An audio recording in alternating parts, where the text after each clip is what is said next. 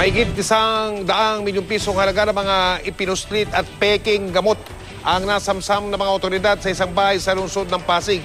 Ang modus ng hinihinalang sindikato, baksak presyong itinitinda ang mga gamot na yan sa internet. Kabilang sa mga yan ang peking Viagra. Nakatutok si Jong Consulta. Sa bisa ng isang search warrant, pinasok ng mga operatiba ng National Bureau of Investigation ang isang bahay sa Greenwoods Executive Subdivision sa Pasig City. Pagpasok pa lang, tumambad agad ang napakaraming kahon na puno ng iba't ibang mga klase ng peking gamot at materyales na ginagamit ng sindikato para sa illegal repackaging ng mga kontrabando.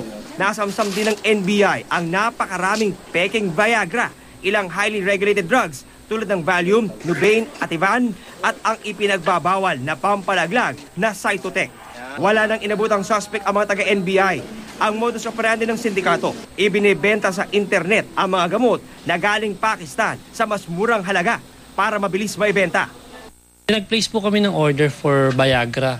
Then binibenta niya po ng 300 pero ang original price po nun is 3,000. Na-found out nga ho namin na yung subject po namin is bumalik dito sa residence na to.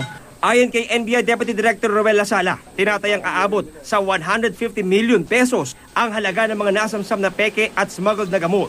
Lubha raw delikado ang mga gamot dahil hindi ito dumaan sa pag-usuri ng Food and Drug Administration.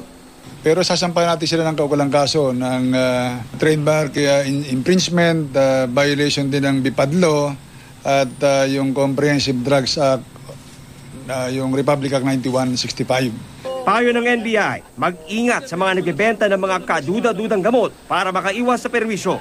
Doon na tayo bimili sa mga lehitimo na mga drugstores kaysa dito pa sa mga ganito na katulad itong ni-raid namin, mura nga pero mas nakakapinsala sa ating kalusugan at delikado, nasisira yung ating internal organs.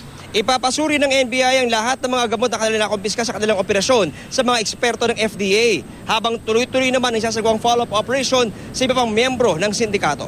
John Consulta, nakatutok, 24 oras.